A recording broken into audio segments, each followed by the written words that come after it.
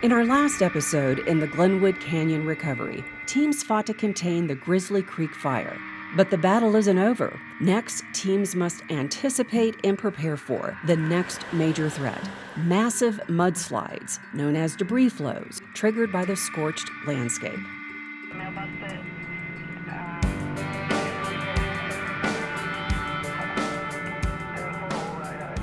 I'm Francis Ringers. I'm a research geologist at the U.S. Geological Survey.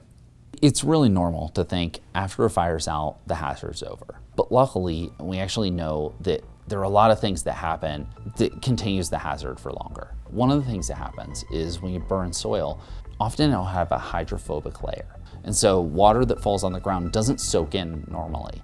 It actually runs off. But then it gets a little worse than that. So the soils are actually loose and there's not vegetation pinning it down. So that water that's running off has the opportunity to pick up a lot of sediment. And then when you start moving sediment and water, then it can start to incise down. Geohazard experts identified several high-risk areas throughout the canyon, including the Cinnamon Creek drainage, home to CDOT's Western Slope Traffic Operations Center, inside the Hanging Lake Tunnel. And we started hearing that this specific drainage could have anywhere between 500 cubic meters of debris all the way up to 500,000.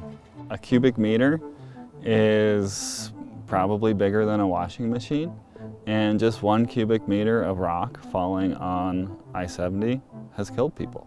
And we needed to harden this facility and protect it from this new hazard that was never imagined when this area was constructed. And during an emergency, approvals come quickly. Partnering with the U.S. Forest Service, CDOT secured fast-tracked emergency approvals to prepare for the worst.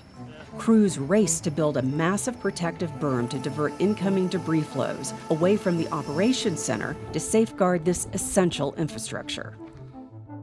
At the same time, CDOT also worked hand-in-hand with the Federal Highway Administration to issue emergency construction contracts to address immediate fire damage and implement long-term mitigation. This included repairing and upgrading existing rockfall fences to boost their capacity and installing brand new debris barriers to better protect the highway below. It wasn't just CDOT's infrastructure on the line. The livelihoods of nearby towns like Glenwood Springs, which draws most of its water from No Name and Grizzly Creeks, had to upgrade its treatment systems. Officials needed to act fast before the post-fire monsoon season arrived.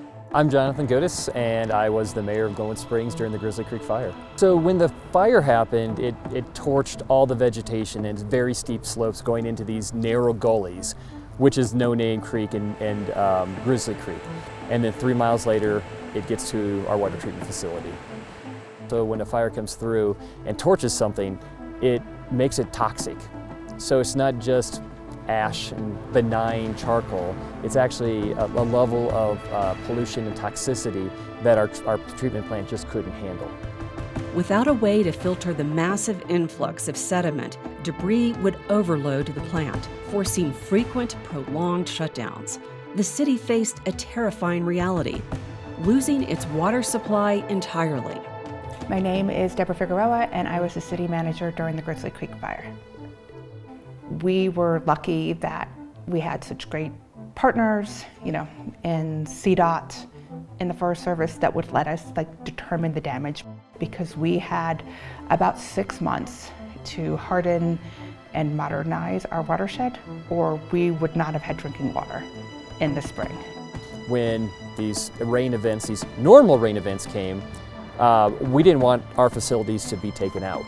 And so we had to build stronger, bigger, larger facilities to be able to accommodate those kind of new events that we knew were going to happen with better regularity.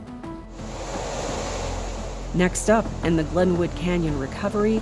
But when the debris flow happened, they really changed the scale of emergencies. And when I had a previous emergency that I thought was serious or major, after the debris flows, it seemed like small potatoes.